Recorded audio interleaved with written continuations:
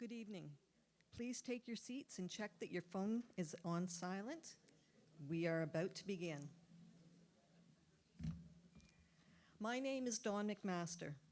On behalf of the NLC Board and the Program Committee, I welcome you to this, the fifth event of our NLC Spring Series on migration.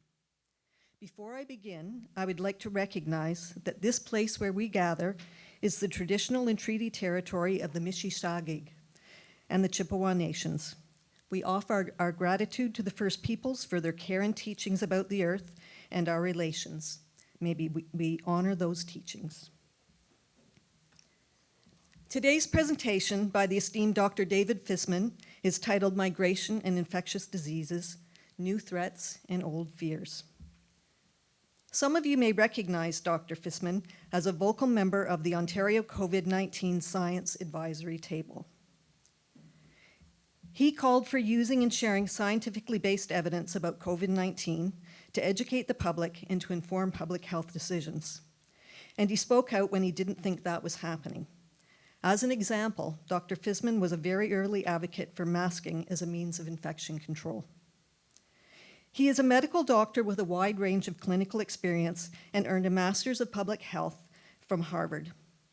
Presently, he is a professor at the University of Toronto's Dalla Lana School of Public Health in the Division of Epidemiology. In addition, he is the co-chair in the Institute for Pandemics. Tonight, David will explore how, historically, the periodic disruption of normal life by waves of communicable diseases has been a fact of life for most of the world. Communicable diseases have been regarded as almost mythical threats, but their spread has been fostered by trade, travel, conquest, and commerce. Real life in action. He will review some historical ideas and events, and then fast forward to our current connected age, looking at what borders can and cannot do, and the implications for public health and prevention going forward. Following this talk, we'll open the floor for questions. Please welcome Dr. David Fisman.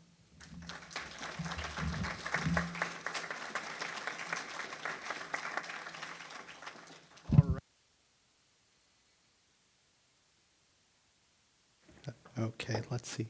How's that? Oh, great.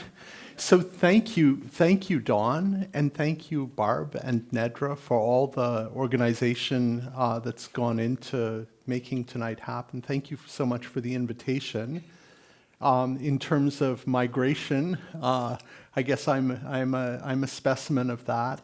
My family is from South Africa, but we came to Canada in 1974 to Kingston, Ontario, because it was the only, my dad's a psychiatrist, it was the only place that answered his letters. He wrote all these letters to medical schools in Canada, and Queens was the only place that wrote back. So the world east of Toronto is a very special place for me.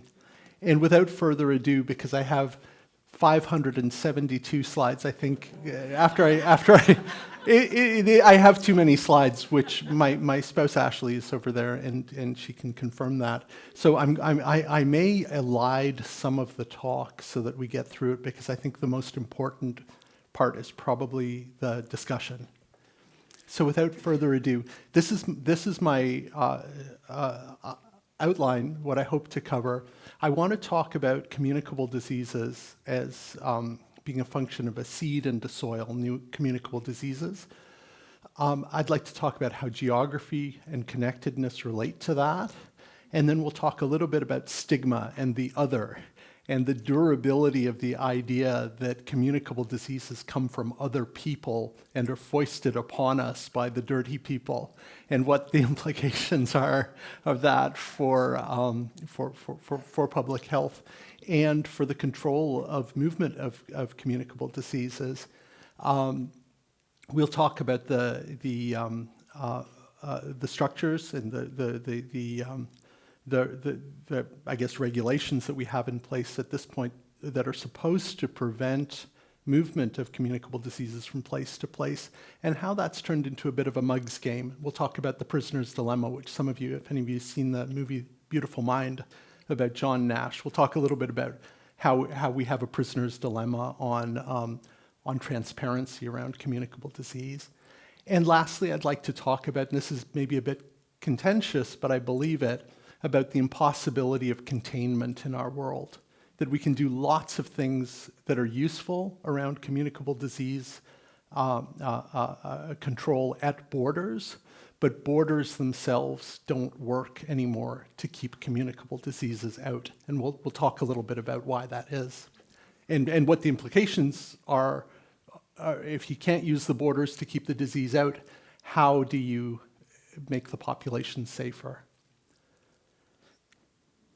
So I hope that's okay. So seed and soil. So I'm going to start with a little vocabulary. Infectious diseases are just diseases that are caused by microbes, tiny little living things or non-living things in the case of viruses, bacteria, fungi, protozoa, or their products or toxins. So if any of you have ever heard of botulism, botulism is a disease that happens if any of you are home canning enthusiasts and you do it wrong, there's an anaerobe called Clostridium botulinum that produces a toxin that makes you all floppy and paralyzed. And when people die of botulism, they die because their respiratory muscles are paralyzed. So that's an infectious disease, but it's not the bug, it's the product of the bug. Communicable diseases are a really special subset of infectious diseases. Communicable diseases in humans are diseases that are transmitted from person to person to person with or without an intermediate. So for example, malaria is a communicable disease because I can give you malaria, but it'll just go through an intermediate mosquito. But my having malaria changes your risk of having malaria if there are the right mosquitoes around.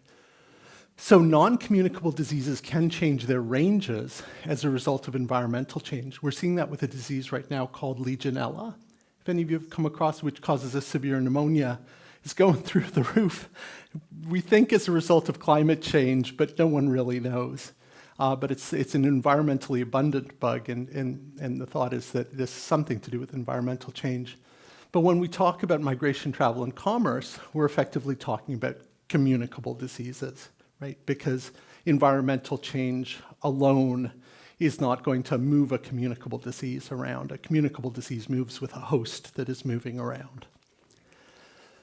Where do new infectious diseases come from? This is a bit of a, not the greatest slide, and it's a bit old at this point, but this is a slide that was put together by a group called EcoHealth Alliance that we talk about emerging infectious diseases that are either newly recognized diseases or diseases that are changing in their distribution or their burden. And this group did a systematic review that was published about 10 years ago where they said, 75% of these things happen at the human-animal interface. So they relate to how we interact with the environment and how we interact with wild animals. As a result, that's zoonoses W, as zoonoses are diseases of animals that jump to humans, or they relate to how we make our food. So zoonoses D is domestic animals. And of course, we have H5N1 influenza in the news right now because it's gotten into the milk supply. And that's just a perfect exemplar of zoonoses D. ARO is antibiotic-resistant organisms, which is really also agriculture, because a lot of the new diseases that come via antibiotic resistance are agriculture-generated because of the use of antibiotics in food production. And then VBD is a small minority. That's vector-borne diseases spread by insects. So when we have a communicable disease, what I tell students is we can think of this as like growing a garden, a pretty nasty garden. But the idea is that if you're going to grow a garden, you need a seed and you need soil that can let the garden flourish. You can have seeds, but if you plant them in sand, you're not going to get a garden. That's a bad thing if you're a gardener. If we're talking about communicable diseases, planting the seeds in sand is actually a good thing, right? So the seed is the novel pathogen, the new germ, the new thing. The soil is the conditions which may be environmental, which may be immunological in terms of vaccination, which may be political, that allow for ongoing person-to-person transmission and amplification. And I think giving this talk 5 years ago, it would have been harder to talk about reproduction numbers. And now after the pandemic, everyone's seen reproduction numbers in the newspaper. A reproduction number for a communicable disease is just the idea that an old case creates some number of new cases before it gets better. When that number is above 1, we get exponential growth. We get self-perpetuating exponential growth, which is good if it relates to your stock market investments. It's a bad thing if you're talking about epidemic size. But it's self-perpetuating because the more cases you get, the more infecting you get, so the more cases you get up until some certain point where you run out of susceptible people. So when the reproduction number is greater than 1, we can have epidemics.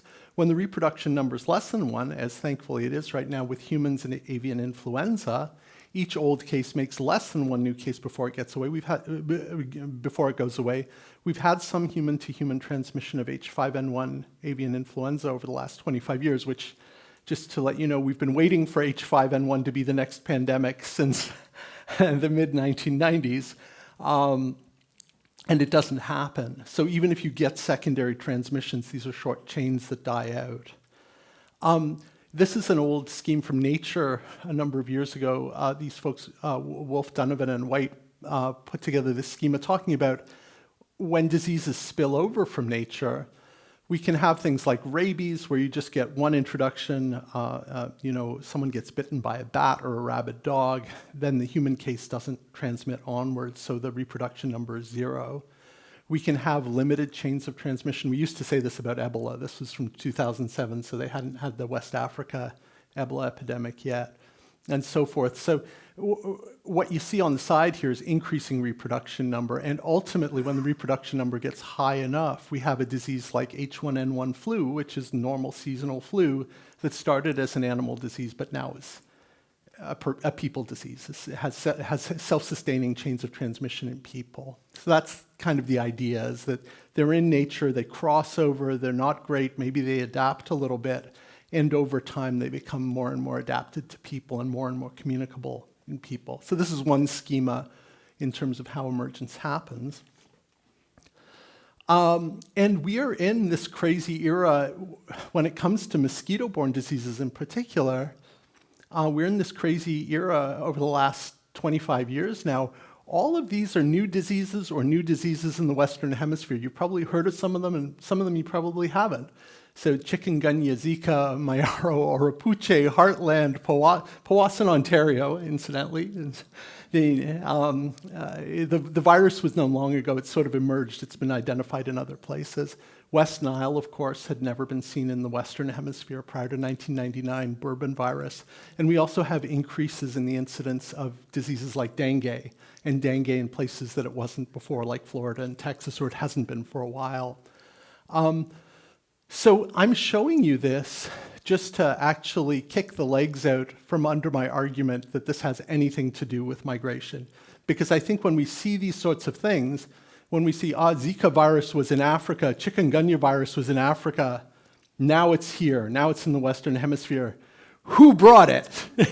Who's it?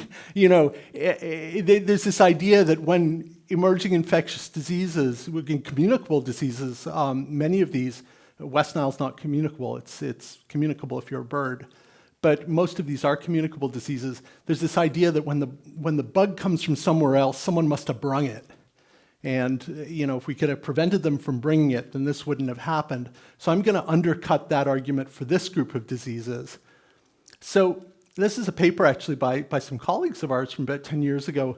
If any of you remember the emergence of Zika virus in Brazil, there was tremendous effort that went into trying to figure out which large gathering in Brazil caused Zika to arrive in Brazil. So they've got the World Cup soccer, they've got the sprint to some sort of outrigger canoe race and so forth. So a lot of effort went in. But what we have to remember is those are big gatherings, but this is what global air travel looks like now. We are all connected all the time, okay? There's nowhere you can go where you're not connected to other places. So this idea that, it must have been, a singular introduction that did this, and that then becomes actually all the more absurd when you look at the history of a country like Brazil. So this is a map looking at, the transatlantic slave trade, which I think started almost as soon as Europeans got to the Western Hemisphere. There was a papal edict supporting this, and most slaves from West Africa went to Brazil. Many more than went to North America. So we had millions and millions of people crossing the ocean. Brazilian slave trade evolved primarily to support sugar production. So 1533, it's authorized by the Portuguese crown. They get papal sanction. And you have about 4 million people imported into Brazil from West Africa. And what's interesting is there's a marvelous author named Kyle Harper, who's a historian, a classical historian who's gotten into communicable diseases, and I'll mention him a bit later. Kyle Harper talks about the fact that he calls it tree thinking, that we can use genetic clocks if we have samples from different places and different times of the same bugs.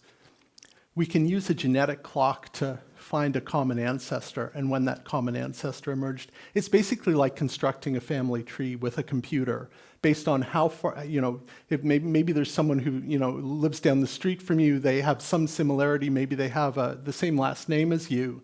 If you took a sample of people like that, you could get a computer to figure out where did everyone converge, who was their zero ancestor.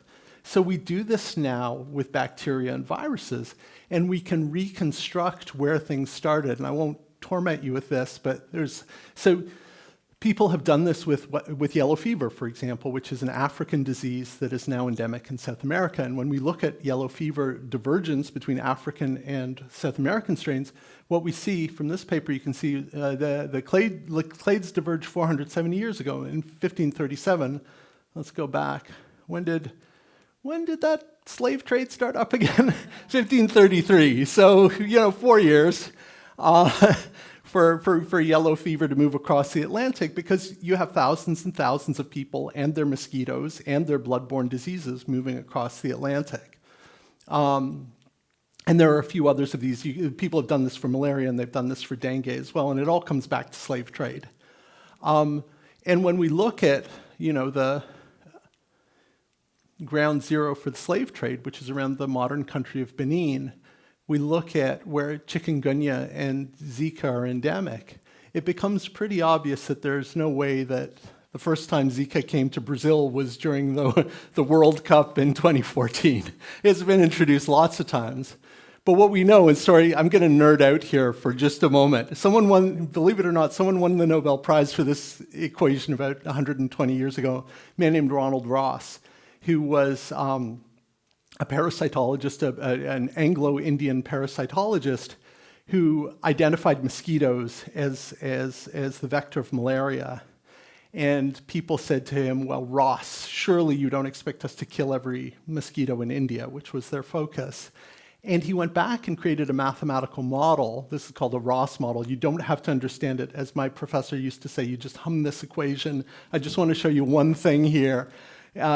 M is the mosquito to people ratio. BH is how transmissible a human is to a mosquito. BM is how transmissible a mosquito is to a human. RU, that has to do with how long a mosquito gets to hang out on planet Earth before someone does this. The faster you kill the mosquitoes, the lower the reproduction number.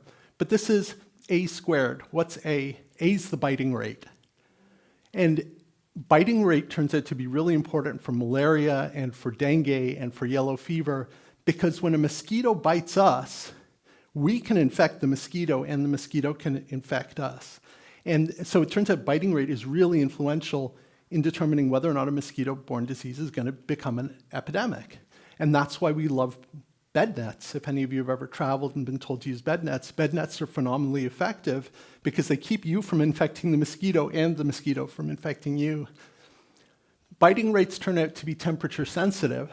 So if we have a disease that's repeatedly introduced, we can just plot this out in terms of, as the biting rate goes up subtly, what's going to happen to the reproduction number for different infectious diseases. And we can expect that with the warming that's happening, we should be seeing infectious diseases, communicable diseases, that couldn't establish themselves before, that can establish themselves now because of weird things like mosquito biting rates going up just a little bit. And we could do more of a deep dive into this on things like altitude and malaria, where malaria is actually in countries like Colombia and Ethiopia, cases are occurring at higher and higher altitudes. Altitude has been a defense, but it's ceasing to be a defense because it's warmer higher.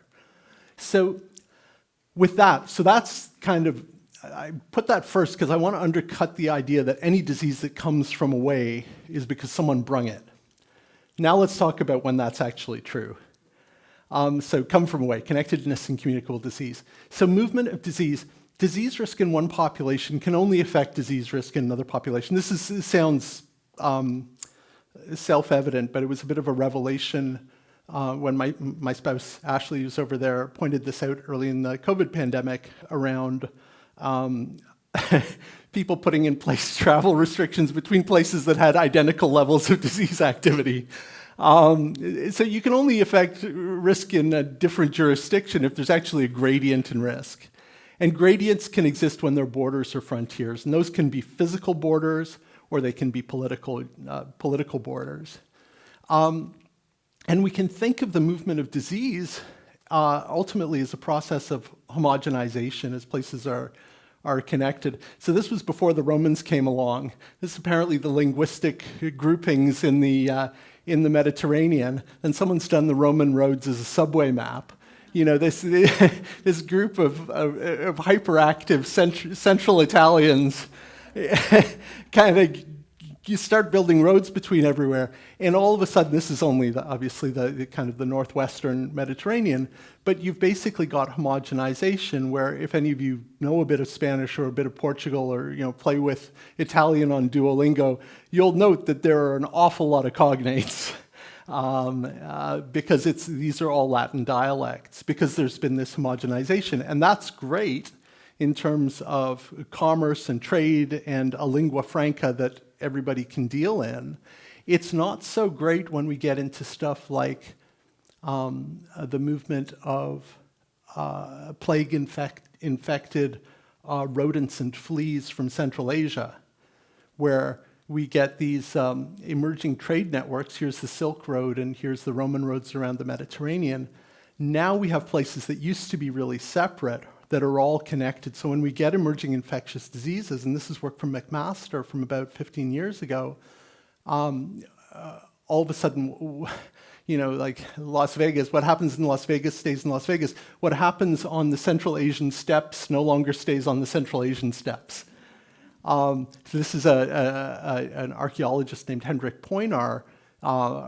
They've been able to. This is a mass plague pit in Germany, which was in the orbit of the Roman Empire, and lots of people buried there. And they are actually able to get ancient DNA from these people's dental pulp and show that what caused the plague of Justinian in the 540s was actually the first bubonic plague pandemic.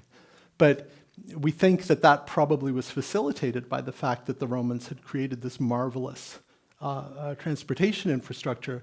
This is a really neat book. If any of you are bored and looking for something, it's called Pax Americana by Elizabeth Fenn, who's a historian, I think, at University of North Carolina. And what Elizabeth Fenn shows us is that networks of human beings, because we tend to interact with those one community or one network over, even if we don't know about the existence of our distant neighbors, that those intermediate communities, one after another, can actually show us how populations are connected.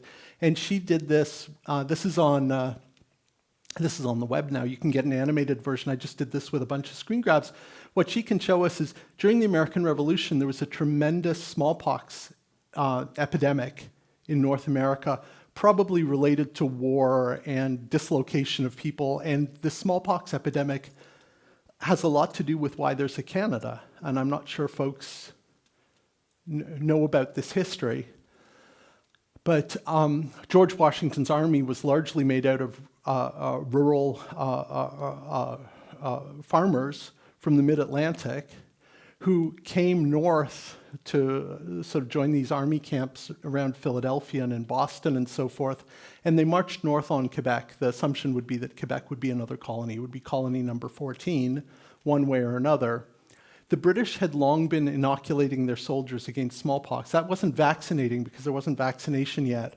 But the idea had emerged in the early 18th century in Great Britain that if you inoculated someone with smallpox actual smallpox from a case that was fairly mild, most people didn't get full-blown smallpox, and there's reasons why that works. So it was sort of proto-vaccination. The problem with inoculation was that you could cause smallpox epidemics inadvertently. And George Washington held off on inoculating American troops because he was worried that he would create a smallpox epidemic in his troops, so he held off and dithered. They marched on Quebec. Smallpox broke out among the Americans. The British troops were inoculated. And so when the Americans retreated from Quebec, it wasn't because they'd been defeated militarily, they'd been defeated by smallpox. But what you can see here is how, right, this is where the Europeans are, very intensely kind of the American Northeast and Lower Canada, but you can see how this moves. There's a little clock down here going 1775, I think 1779. You can see that smallpox actually goes community to community all the way across the continent and actually makes it to the Pacific. Now keep in mind the fact that actual explorers did this only in 1804 with Lewis and Clark, and I think it was called the Adventure Company. So no one had done this physically. Nobody had crossed North America. The virus, if we look historically at the sequence of outbreaks, shows us that each community is connected to the community near to it, shows us the arteries of trade and travel, and shows us how these communities interact. You can see the kind of the traffic up the Great Lakes and into, I think this is sort of Great Slave Lake and so forth, into central Canada. So this is the paradox, and we're wrestling with this now, and we were wrestling with this during COVID, the connectedness that spurs the exchange of goods and ideas, because economies are about goods and ideas. It's not just stuff. It's also smart ideas moving between people in different places. It's not just that you have pepper and we have wool, and you want wool and we want pepper, so let's put the stuff on ships and meet somewhere. It's also about ideas and know-how. So the connectedness that spurs the exchange of goods and ideas central to economic growth can also facilitate the exchange of microbes. So you kind of can't have one without the other. And perhaps unsurprisingly, key innovations in public health have usually occurred during periods of economic growth, and they've usually been ushered in not by physicians, but by business people. And the person who put his finger on this, I don't know if folks have come across this very smart gent. His name was Ibn Khaldun. He was he's thought to have been the first economic historian, and he lived in the 11th century in what's now Algeria. And he, having seen the rise of the caliphate and the fall of Rome, he became very interested in how empires rise and fall. And he has this whole theory that the up-and-comers are usually the hungry barbarians who displace the decadent old empire, and then they become more comfortable and prosperous, and ultimately they become decadent and are displaced by the next wave. But he also thought about epidemics. And this is Kyle Harper quoting him. His theory of epidemics is compelling because he recognized that pestilence could be a product of society's failure or of its success. When things are at equilibrium, the communicable diseases don't move much. In other words, poverty, famine, and violence might cause disease outbreaks, but so can growth, expansion, and dynamism. And we've sure seen, this is just a couple of interesting recent resurgences. As countries have fallen apart, we've seen resurgences of communicable diseases that were well controlled. This is the famous diphtheria epidemic that accompanied the collapse of the Soviet Union. Very easily controlled vaccine-preventable disease. The same thing happened with Venezuela about 15 years ago.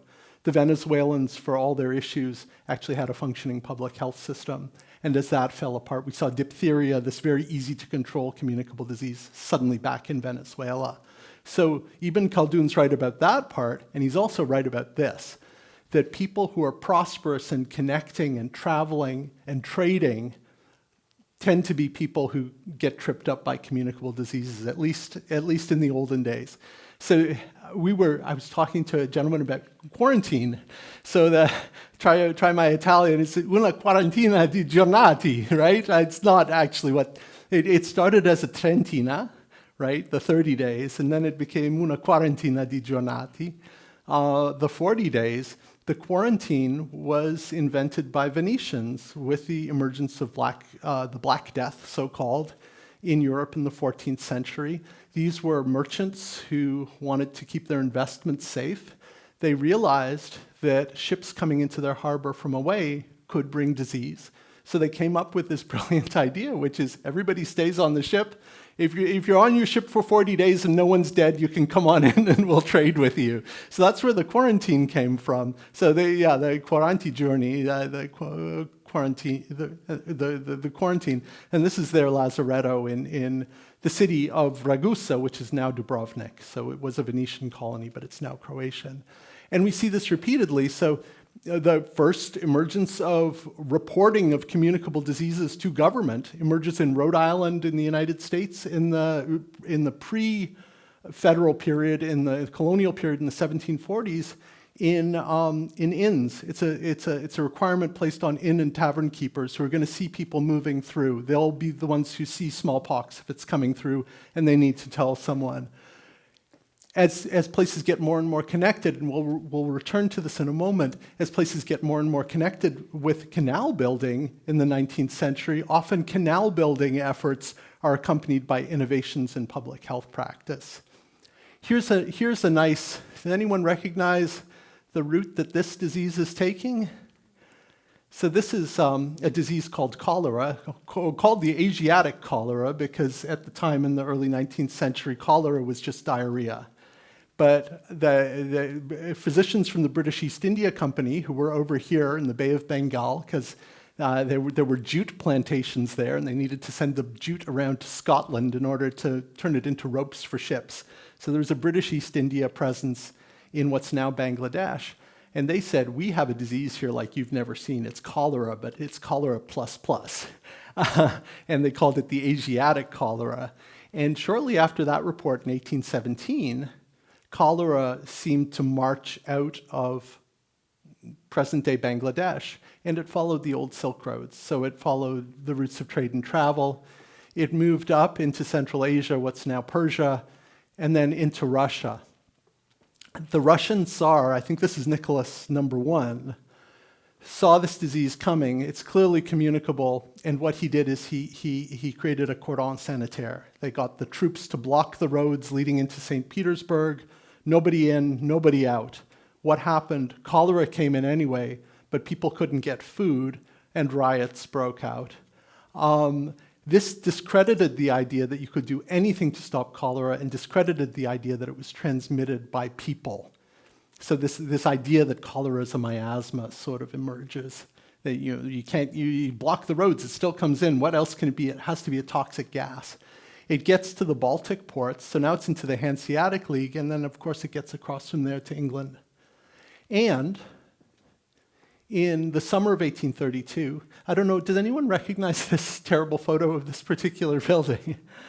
So that's St. James Cathedral in Toronto at corner of King and Church. And I put it there because there's about 3,000 people buried under the parking lot at St. James Cathedral, because Bishop Strawn, who was sort of the de facto power in Toronto at the time, wound up running the city's epidemic response when cholera emerged in Toronto. And this is his turf. They needed a place for a mass grave, so it's by the cathedral. It's unmarked, incidentally. Ashley Chute made this map a number of years ago. This is a physician named Louis Beck, who did this report for then Governor Throop of New York. Trope, probably not pronouncing that right. I'm not sure how you pronounce that if you're Dutch, but I think it's Governor Trope. Commissioned this report to say, is cholera transmissible? And this physician, Louis Beck, goes out and collects information on how cholera has been introduced into North America. And what you can see there is June 8th, 1832. This is a bunch of migrants, Irish migrants who've come from England, I believe, on a ship. They've landed at Quebec City, and there's cholera in North America for the first time. They proceed downstream to Montreal. Cholera goes with them Some of them are bound for the United States, so they're headed down, Lake Champlain, Lake George, Hudson River. Some of them are bound for what's York, and then down around Detroit. Oh, sorry, that's Detroit. That would be more or less where Buffalo is now. But what you can see is, in terms of the pattern, there's this sequential, sorry, I'm going, somebody take this clicker away from me. But what you can see is there's a sequential pattern of movement following what were, in the 1830s, the highways, which were the rivers and lakes, because you can't travel through dense forest in any reasonable pace. So there's this sort of sequential movement of the disease that strongly implies that it's being moved by people along routes of trade and travel. Lewis Beck looked at these data and told Governor Trope, this is clearly not a communicable disease. This is not infectious from person to person. It's just a miasma. When I looked into it, I found the people who got cholera had other reasons for getting cholera, including, my favorite one is he finds a man who got cholera, and it looks like it's communicable, but on further inquiry, he found that the man ate too many cucumbers. So, case closed, and this is obviously very convenient for the governor, who doesn't really want to... Does anyone know what this is? This thing is right here.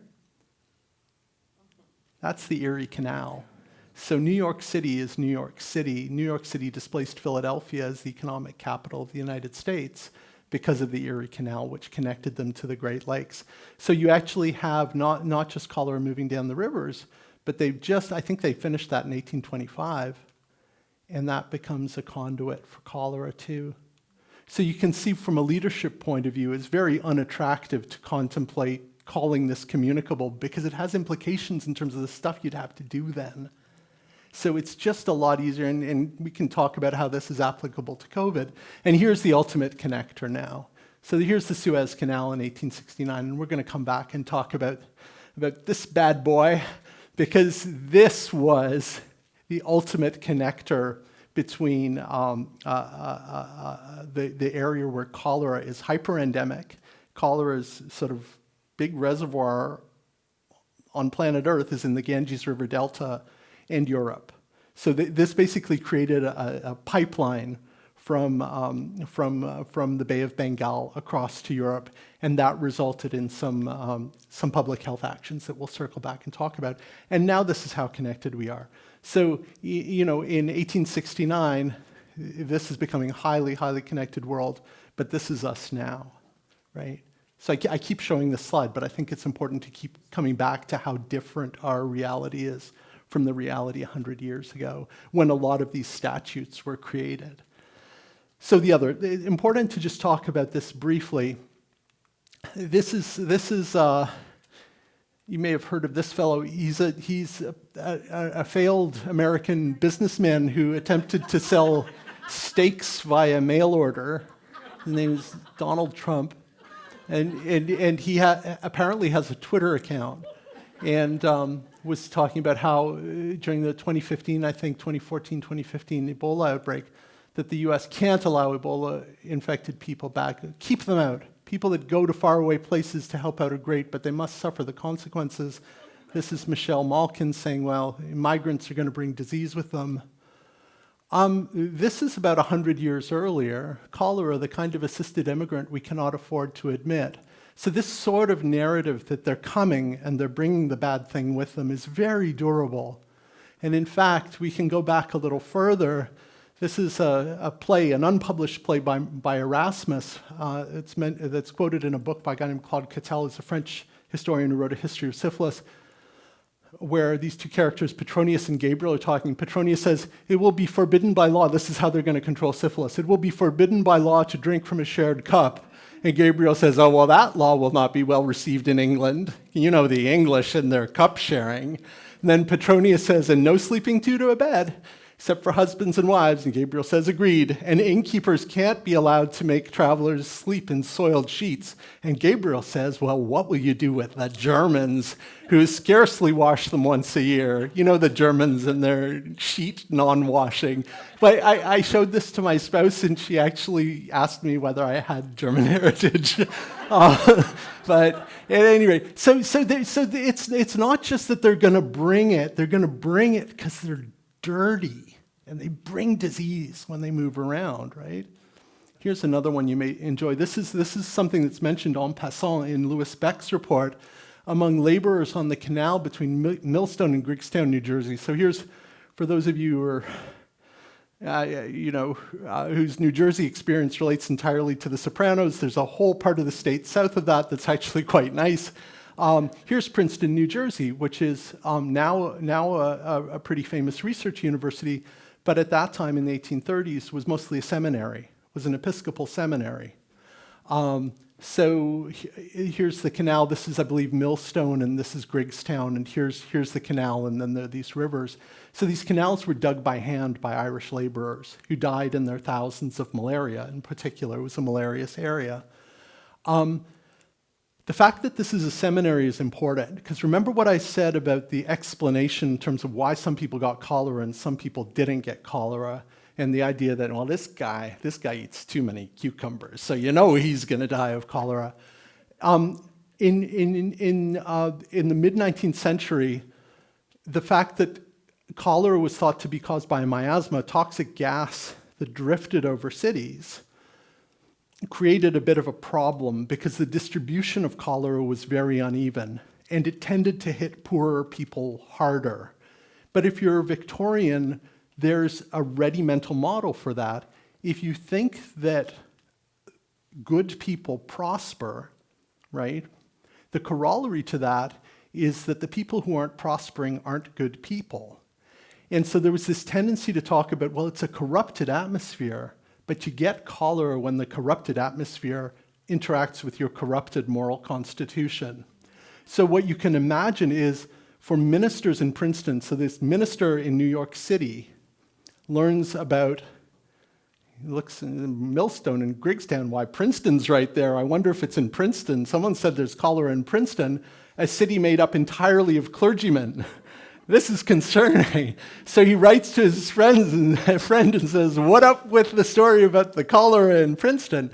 And the minister in Princeton writes back, and he says, by this time, perhaps you may have seen in the New York papers that cholera rages in Princeton. Through divine mercy, this is not true.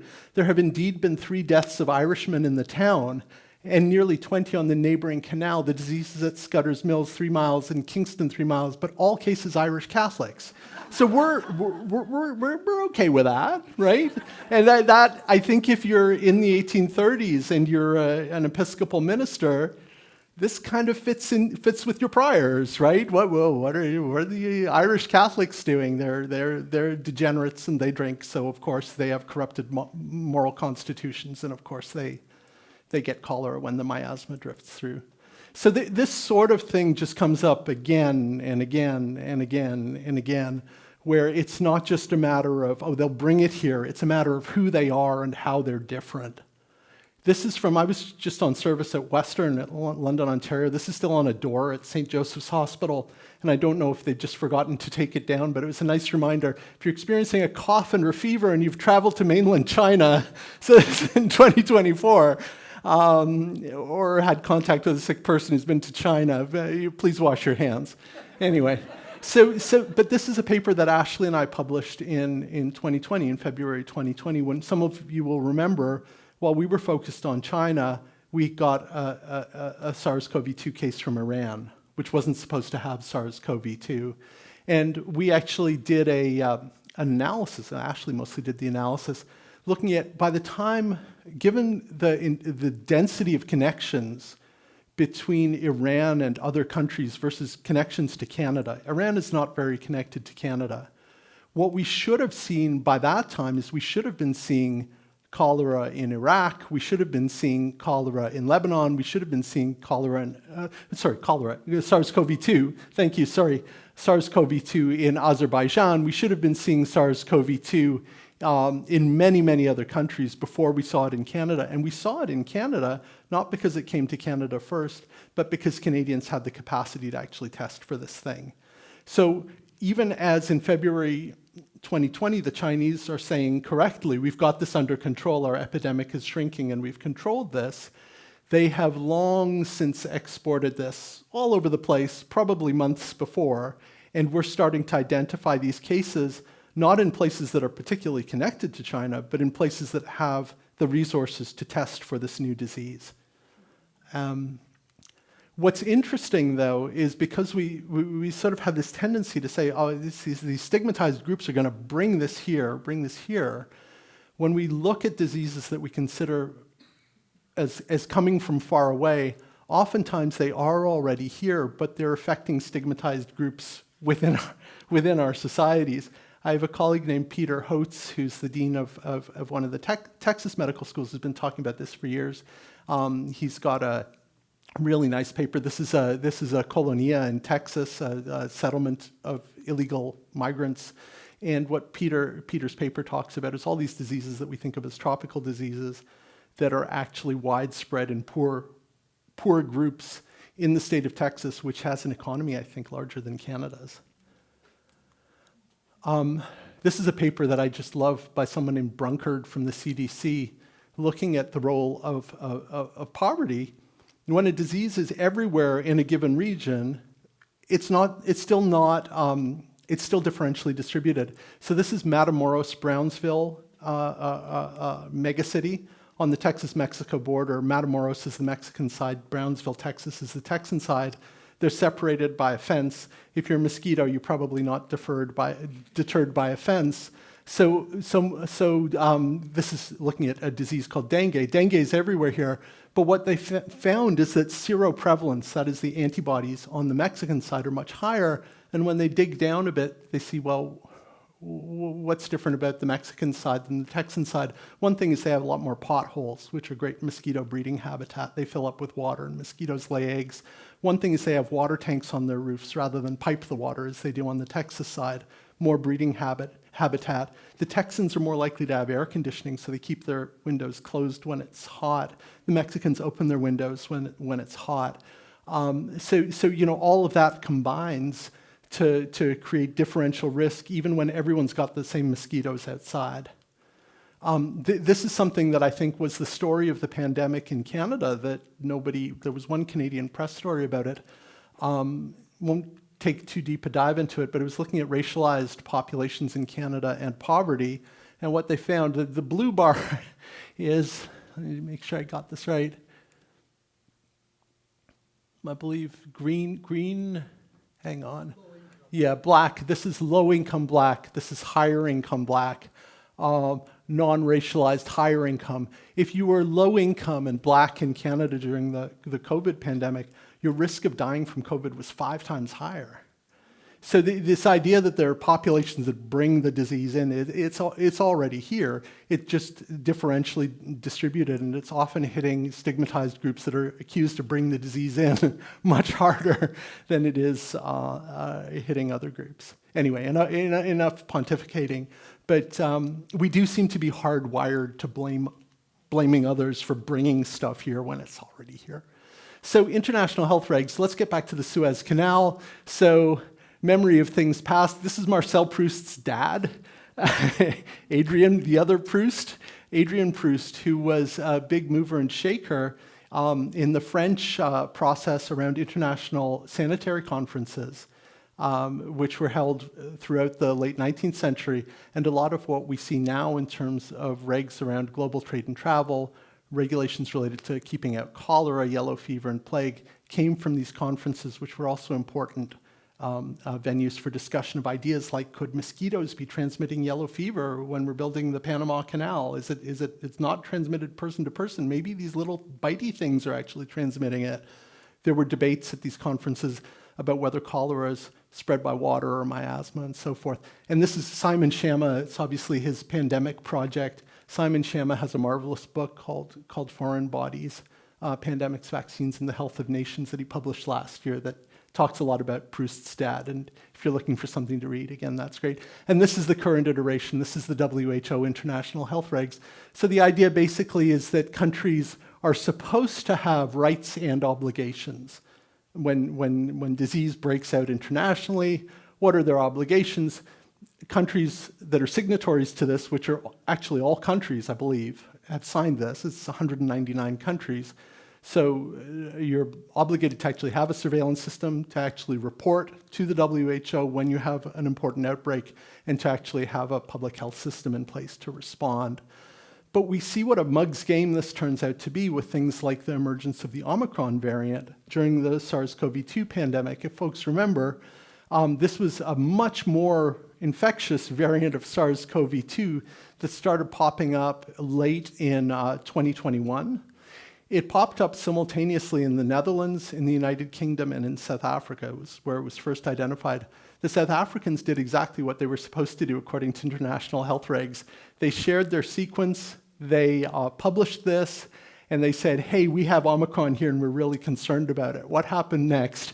Health Minister Jean-Yves Duclos announced that that any non-Canadian who has been in South Africa, Mozambique, Namibia, Zimbabwe, Botswana, etc., you can't come to Canada. Now remember, Omicron was in the Netherlands before South Africa's discovery. We never had a travel ban on the Netherlands, right? And this opinion piece writer picked up on that. They, how come you only put in the travel bans on the places where the black people are, including where they actually did what they were supposed to do about reporting this to the WHO, but also other countries in the neighborhood that haven't told you that they have the Omicron variant. What is this risk assessment based on? And if any of you remember the prisoner's dilemma, the prisoner's dilemma was John Nash's contribution. This is the Russell Crowe character in Beautiful Mind, but it was a real guy, this economist who struggled with schizophrenia. Nash's insight was that people did operations research, so you maximize your bang for the buck in terms of your expected outcome under uncertainty. How do you game things out? If you're wildcatting for oil, or we use it in medical decision making, how do you get your maximum return on investment? Nash's insight was when there's more than one actor, people try to anticipate what the other actor is going to do, and that's game theory. And what Nash showed was there's this thought exercise, the prisoner's dilemma, where the two guys get picked up for robbing the convenience store. And the cops go to them separately and say, if you tell us what there was the other guy, finger the other guy, you're going to get off light. If they both just shut up, nothing happens. The cops can't hold them. They both go free. What Nash showed is that they're both going to rat each other out predictably. And this is something that's called the Nash equilibrium that turns out to be applicable to lots of different wicked problems. If we all drove tiny little cars, the person in the SUV is suddenly king. So if everyone else is driving a tiny car, it's pretty nice to be in an SUV. If everyone else is driving an SUV, you better drive an SUV too, right? So when you anticipate what the other people around you are going to do, often you make a decision that's not optimal for the group, but it's the obvious logical decision for you to make. And we have a bit of a Nash equilibrium in terms of countries being transparent about what's happening with communicable disease. Because if the other countries are reporting and you shut up about it, okay, we don't have it here. If the other countries shut up about it, you'd be crazy to say, well, we have it here, over here. Ban travel and trade with our country, please. And of course, and so we had all of these travel bans, and what happened to Omicron? Boy, we sure kept Omicron out, didn't we? So this is the global epidemic curve. This is what you can see as the Omicron wave and how it dwarfed the pandemic to date. So I'd like to talk quickly. I'm just about at an hour. Can I just real quick on this is my little rant about the impossibility of containment. This is a boring slide. So Colleen Flood is this amazing person who's now the dean at the Queen's Law School, but she's a health lawyer. And she convened a meeting about 2 years ago, and we talked about pandemics and borders. And they were dumb enough to invite a math dork. So do not worry about this. This is a schematic representation of 4 different countries, okay? And I'm showing this to you to impress you. I am able to use the symbols function on a keyboard. So these are what are called SIR models. We use these models to model infectious diseases. We divide the population into susceptible, infectious, and infective, and recovered and immune. But we can create what are called patch models or metapopulation models, where we do that in parallel with different countries. So I've got my 4 little pretend countries here.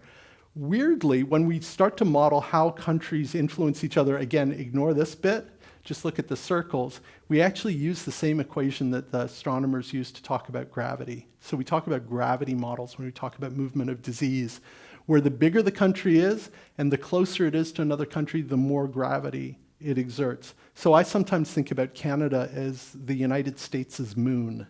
You know, we have this big planet and we're just sort of stuck right next to it because it's got so much gravity, whereas Canada versus Tuvalu or Fiji, a lot less gravity. They're tiny and they're far away. And we can work this into these models and we can change the size of these different populations and run this out and start to get some insights into what happens if we try to shut off the connections between Canada, for example, or any country, and other countries, what happens?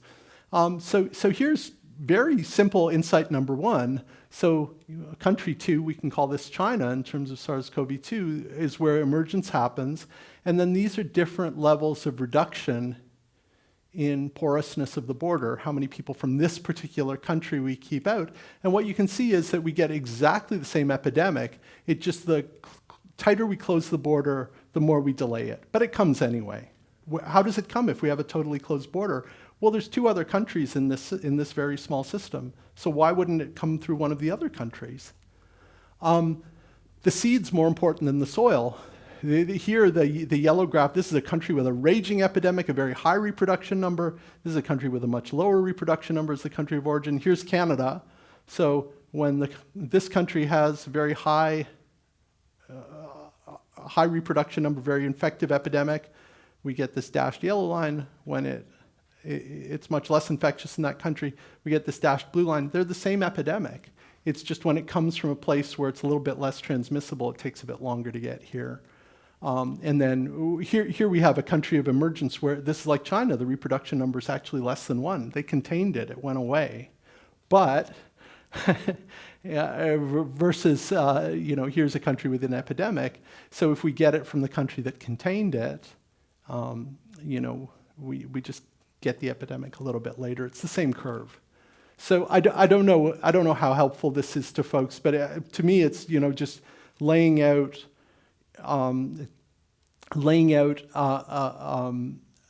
these behaviors in a way that may be a little bit counterintuitive can be helpful. So these were the key messages that I delivered at the Borders conferences. Border measures delay, but they don't eliminate introduction. Big and close is more important than far away. If we had Omicron emerging in Africa, but it went to the United States is much more important to Canada. No one was ever talking about closing the borders with the United States. But the United States is big and close. What happens in the US influences what happens in Canada because we're massively connected to them. So, closing trade and travel with Mozambique, maybe it's a good talking point. It's not actually going to do anything. And seed and soil are both important, but soil trumps seed. And with that, I'm going to end with my current little bit of evangelism, which I think this was a huge whiff for the globe on SARS-CoV-2. It relates to indoor air. We were talking about this before the event in terms of some countries like Japan really focusing in on indoor air with their messaging closed, close, and crowded, which is a way to talk about aerosol in indoor spaces. There's a lot we can do about aerosol. We can ventilate, we can filtrate. Masks are the equivalent of boil water advisories. No one's nuts about mask mandates, but when we don't have safe drinking water, we say, well, boil the water so you don't get dysentery. And in the meantime, we'll put together the engineering solution that actually means you don't have to boil your water anymore. We actually have that as a possibility with indoor air. It takes investment, but as a friend of mine pointed out, when we started regulating outdoor air, the estimate on the Clean Air Act in the US is the economic return was 30-1 in terms of there were costs to regulations. The reduced costs associated with people not dying of cancer, heart disease, asthma, and so forth far outweighed those costs, and we have much higher concentrations of pollutants and viruses indoor. So this is how we change the soil for the next pandemic, whether it's H5N1, which I doubt that's a dangerous thing to say. I think my spouse just rolled her eyes. But we don't know what the next pandemic's going to be. We know we're vulnerable to things that spread in indoor air. We know we're not vulnerable to things that spread through water in southern Canada because we have water treatment and sewage treatment infrastructure. And we saw that during the cholera epidemic in Haiti in 2010. Canada imported cholera cases to Montreal. Montreal's the second largest Haitian city in the world after Port-au-Prince. We didn't have a cholera epidemic in Canada because we have engineered solutions to clean water in the rich parts of Canada. But these are some of the other benefits, because as a colleague of mine says, nobody wants to talk about COVID anymore. But reduced exposure to indoor toxins. We think cleaner indoor air reduces cardiac disease risk, may even reduce dementia risk. And it's actually equivalent in kids' learning to reducing class size. So you can get class size reduction effects in kids' test scores from cleaning the indoor air. Yeah, mind-blowing, eh? So that's it. So my summary is that the emergence of novel communicable diseases, and I hope this is helpful to people, really depend on both the seed and the soil. The seed makes for the good media stories. H5N1 is in barn cats, the seed. The soil is what we do about it to keep it from propagating as a person-to-person disease. And we really overemphasize the seed in our media. In our current highly connected world, importation's a certainty. You can close the borders with country A. If country A, it's going to come in through country B, C, D, or what have you. Often focusing on the pathogen seed is bound up with this hardwired fear of the other, which can lead to damaging and counterproductive control efforts. It's hard to imagine that in the next pandemic, South Africa is going to be forthcoming and transparent if they identify a novel, dangerous variant of any virus. Public health investment, I guess I have a conflict of interest saying this since I'm a public health professor. We've already done the clean water and we benefit from it every day. Clean air, strong public health institutions, and vaccines are how we make the soil inhospitable and sandy when communicable disease seeds come our way. And that's all I had for you, and I'm very happy to chat for as long as you like. Thank you. Thank you, Dr. Fisman. I'm sure that there are many, many questions that have arisen from this fabulous talk that covers history, covers the reality of movement of people and goods and just living on this planet together. So I invite you to ask questions. And also for the gentleman who wanted some good ideas on books, I think when you watch the slide presentation, when you get the video, there were many, many that were There's a few, suggested. yeah. Okay, first question. Why did COVID not wipe out the world population? Oh, yeah, COVID's not, it's not the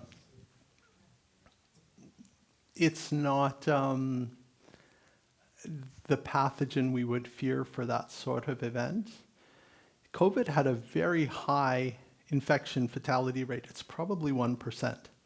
So about 1 in 100 people who got it died.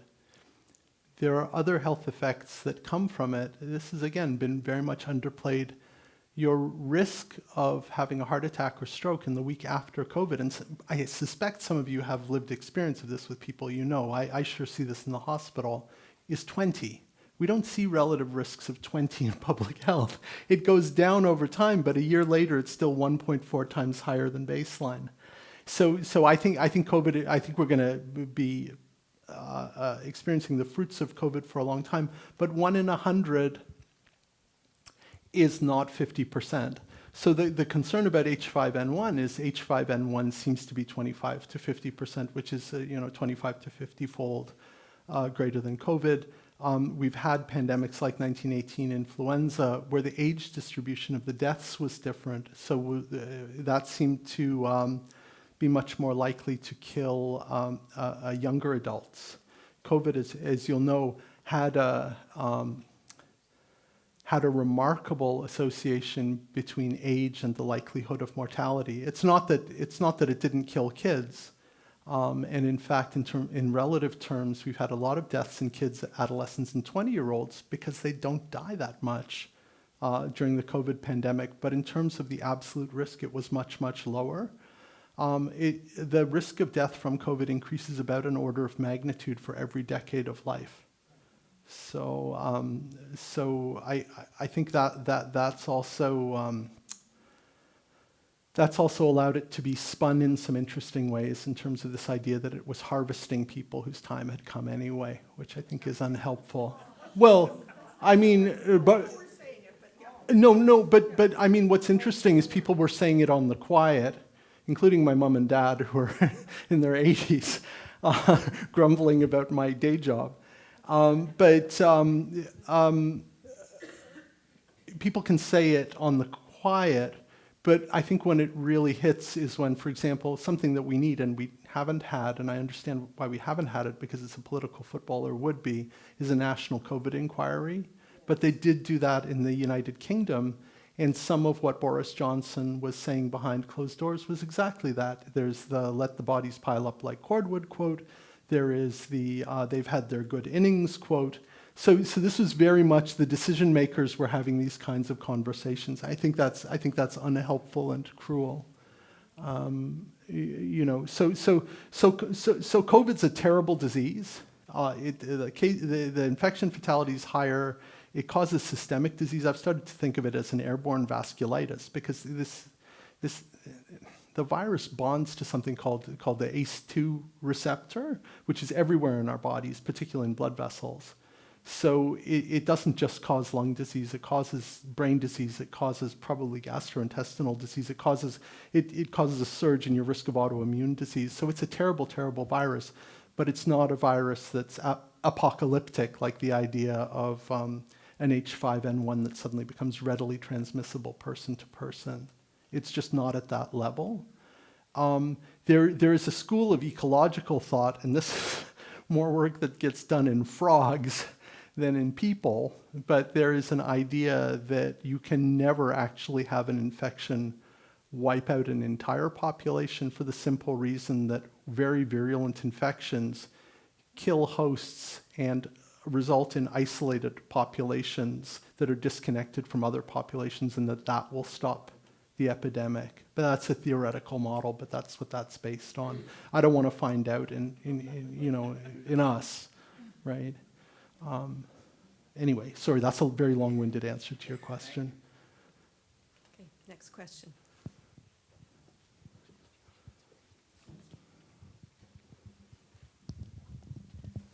When H5N1 first came out back in the early 2000s, the WHO had a five-part plan.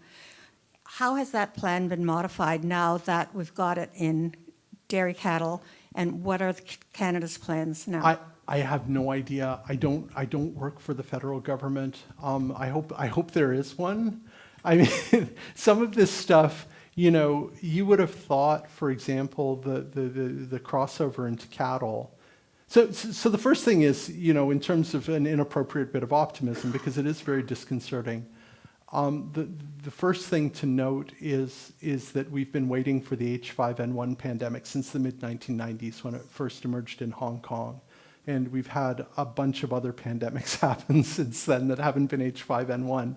Does that mean it can never be an H5N1 pandemic? No, it doesn't. But there does seem to be something that's kind of kept it from becoming a readily person-to-person communicable disease.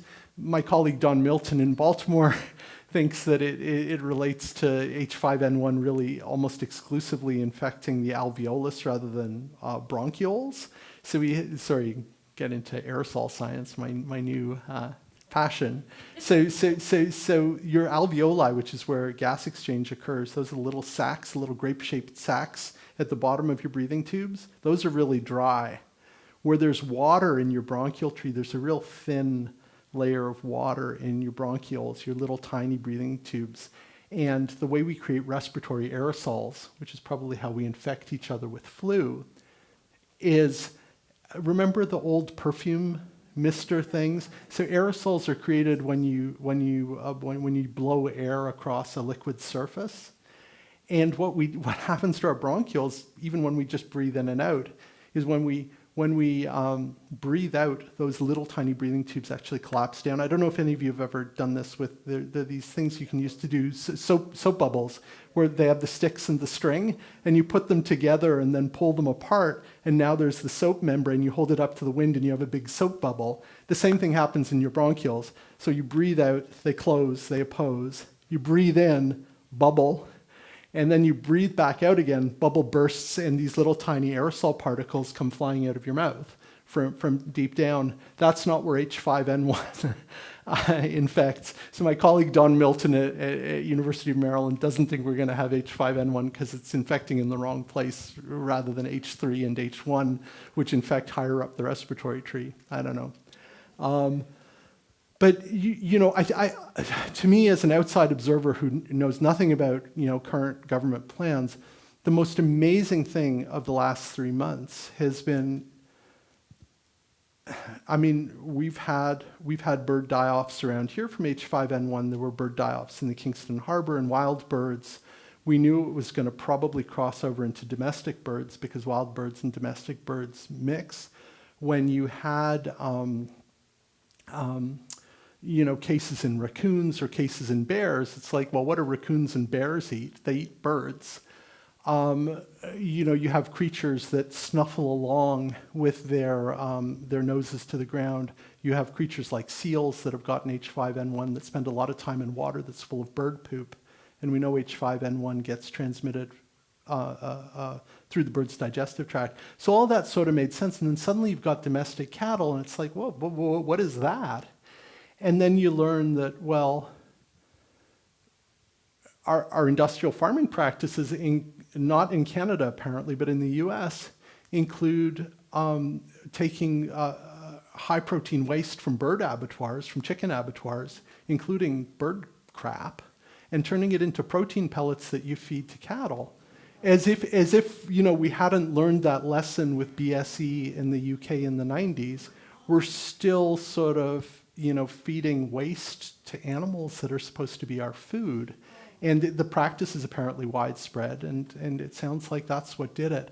So I don't know that could have been in any, I don't know that don't feed chicken shit to cows was in any government document, because, these things are like curveballs. I don't know if any of you are Blue Jays fans, but if you remember, R.A. Dickey was so marvelous. He was this knuckleball pitcher, and he couldn't throw very hard. But what R.A. Dickey did, which made him so good when he was good, is he threw the ball in a weird way where you have no idea where the ball's going to go, and you can swing, you swing away. It's not going to be where you're swinging. And I think that's one of the difficulties with RNA viruses, which are very mutation prone, is you can think, oh, we've got a plan for this guy. And by the time it comes, it's going to be something that you never imagined. So I think that's one of the challenges. And to get back to my indoor air soapbox, I was very pleased to see that the US CDC this week has recommended recommended N95 respirators for people working with poultry and people working with cattle. So the whole airborne thing is starting to break through. This stuff is in aerosols. People breathe in aerosols. The way you keep an aerosol out of your respiratory tract is with a well-fitted respirator. So there's a little bit of a silver lining from the pandemic, is the CDC actually said, yeah, respirators are important to keep it out of your lungs. Sorry, another rambling answer that didn't answer your question. Okay, well, we have many more. That was a fascinating talk, thank you. Thank you. Going back to the COVID issue, what we're now seeing, of course, everybody can travel again, and they're doing a lot of it. And we have more than one friend who's come back with what seems to be a mild case of COVID. So is this as dangerous as the one you were talking about, or which COVID is it now we're seeing around? It's clearly not the virus that it was, but I think that relates more to us than to the virus. What we were able to see as the pandemic evolved, and I've been an unabashed vaccine booster, I've had a whole book written about what a monster I am in terms of vaccine boosting. You can get it on Amazon for now. A lawyer has written a cease and desist letter, so get it before Amazon's lawyers see the cease and desist. Things I learned. Amazon in the United States is not responsible for defamatory content. Canada was supposed to pass the same legislation under the Free Trade Act, but we never did. So I think the author who self-published the book about what a monster and fraudster I am is not a person necessarily worth going after, because I don't think she's a deep-pocketed individual, but Amazon is, so stay tuned. So in terms of, but in terms of vaccines, what we saw, and we had grad students who published beautiful papers. There's a PhD student named Alicia Grima at U of T who published a beautiful paper looking at not whether or not, because at some point we stopped really testing a lot in Ontario, and it became much harder to say whether or not vaccines were preventing infection. We actually know from the US that their efficacy is still about 50%, but that's using data that we don't have access to here. Alicia's paper looked at what happens to people when the vaccines fail. So they're vaccinated, they get COVID, and they get COVID bad enough to go into hospital. And what we found is that they keep people out of hospital in the first place, identified cases. They keep people who are hospitalized out of the ICU, and they keep people in the ICU from dying. So at all those levels, risk is reduced. We also have, and it's such a grim euphemism, in epidemiology, people use the term harvesting, which is the idea that the people who were going to die from COVID as it swept through, a lot of those people are dead. So you have a different population now in terms of vulnerability and a highly vaccinated population now. What was interesting with Omicron, though, is we were able to see in Ontario that for all that Omicron was sort of spun as the mild variant, in unvaccinated people, it was the same. It was the same as original Wuhan variant COVID. It's just it happened in a highly vaccinated population. Over 80% of Canadians got at least one dose of COVID vaccine. So we're not the population we were in 2019. And I think that has really contributed to an attenuation of the apparent severity of the disease. It's still not something I would, I don't regard it as a lightweight infectious disease. I know enough about it to know it probably is a brain disease in many people. It probably is a blood vessel disease. Some of these things can take a while to manifest. So I wouldn't go out, looking to get it. I think it's very appropriate that people are kind of getting back to some semblance of normal life. And incidentally, the same thing happened after 1918, 1919 pandemic. They saw wacko stuff. The movie Awakenings, right, was about encephalitis lethargica, where they had people develop post-H1N1, original H1N1 Parkinsonism, severe Parkinsonism. That movie, that was the Robin Williams movie from years and years ago, where they purify their dopamine and they feed it to the people with encephalitis lethargica and wake them up. So I think new viruses do all sorts of odd and unusual things, and now we say, oh, well, that's just the regular flu. But it's been churning through our population for a while, and we've changed just as the virus has changed. So I think COVID will equilibrate in the same way, but it is a nasty little virus. Yeah.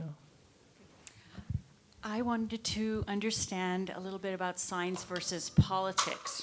Oh, sorry about that. Yeah, let's do that. Because if you talk about the WHO in reporting or non-reporting, and you have, say, people vilified, say, Fauci in the States, how does the message, does science win? I don't know that it does. Or I think science only wins by understanding that it's one piece of a bigger puzzle. So a couple of things. One is, even pre-pandemic, I could have told you that public health is a mug's game. I don't know if you, there's the tragically hip song, Wheat Kings. I don't know if anyone's familiar. It's about, what was his name? The fellow who was convicted in Saskatchewan and put in jail for a very long time, and it'll come to me. But there's a line, the Gord Downey line is, no one's interested in something you didn't do.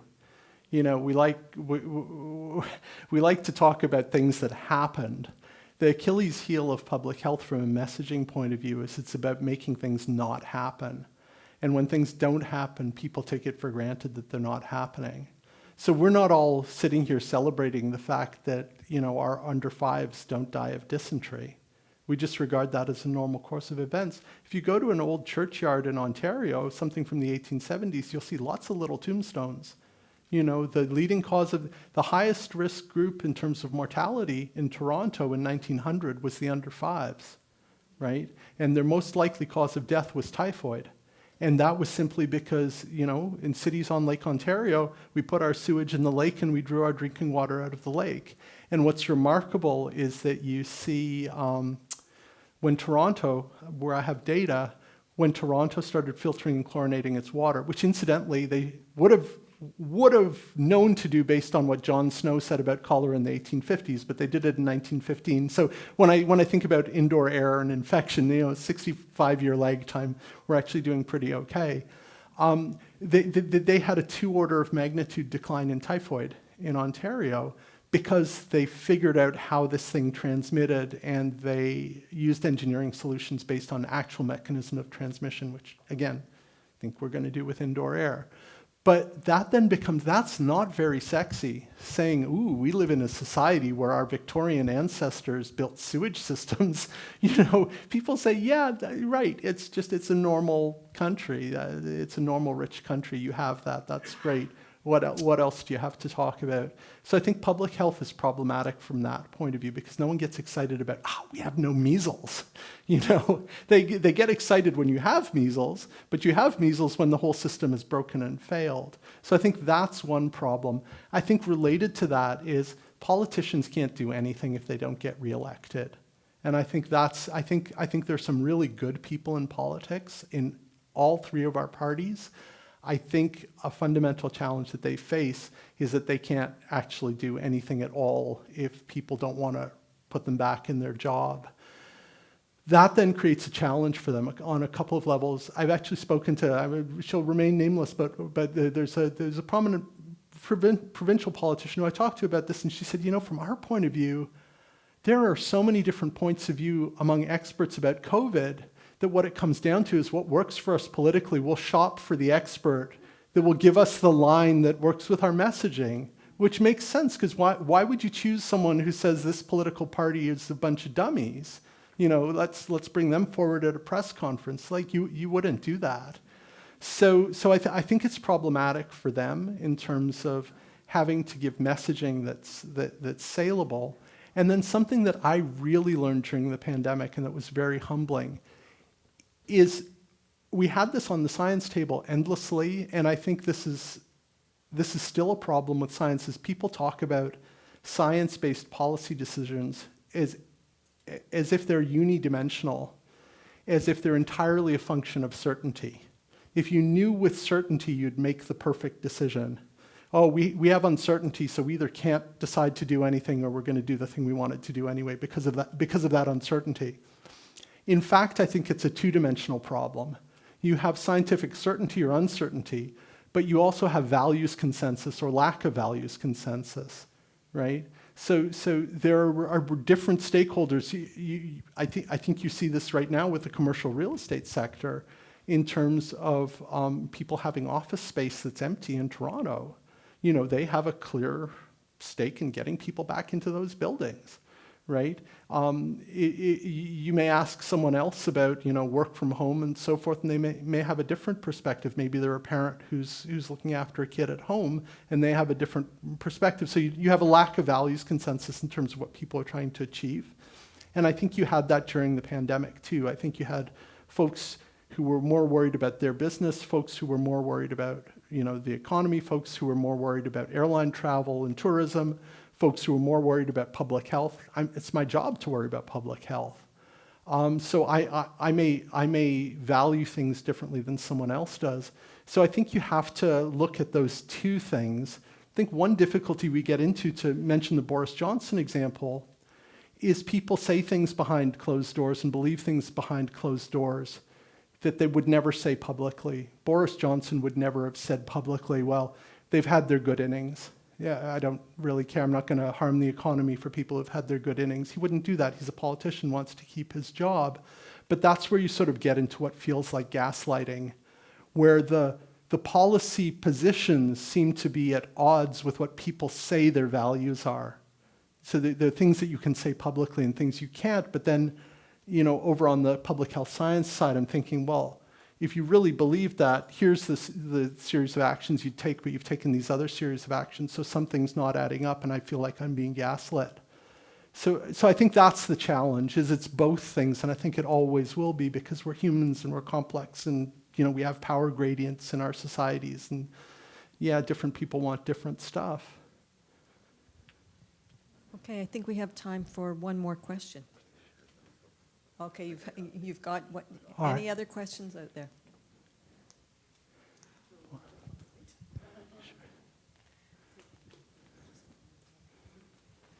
Great presentation. Oh, Great presentation, really enjoyed it. Well, it's related to what we were talking about, the politics and how things rolled out with COVID. This may be an unfair question, but there That's was fine. quite a bit of backlash to public health measures, quite a bit. yeah. At the beginning, nurses and healthcare workers were being applauded. At the end, they were being, picketed against. So what you're thinking about for the next pandemic? Yeah. Will public health policies have to evolve in a very different way to support your containment, your ideas about Yeah. clean air, clean water, vaccine? How do you do that in an environment of backlash? Yeah, and I think if you look at the pandemic in 1918, there was similar backlash.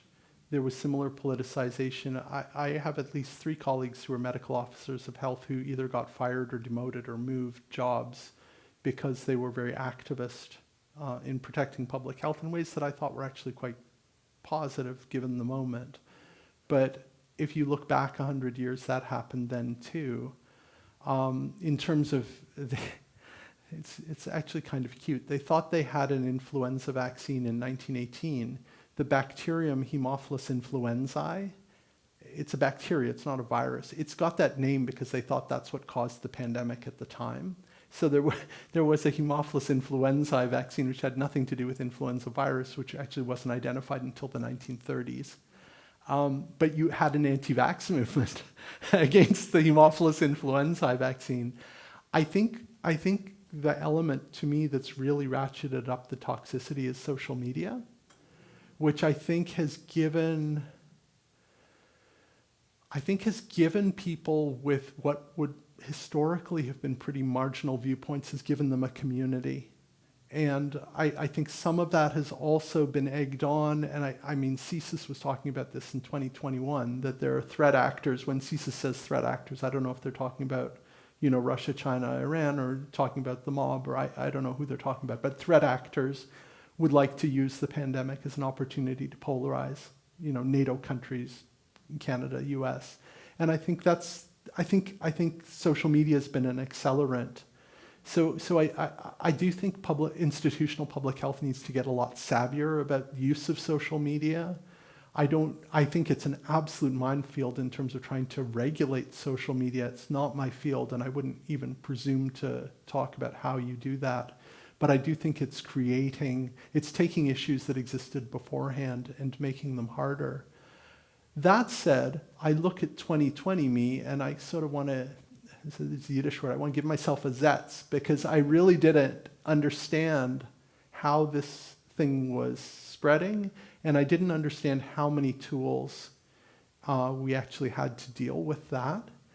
There were a very brave group, things are evolving, there were a very brave group of aerosol scientists who approached the WHO in 2020 and said, this is an airborne disease, we can help you.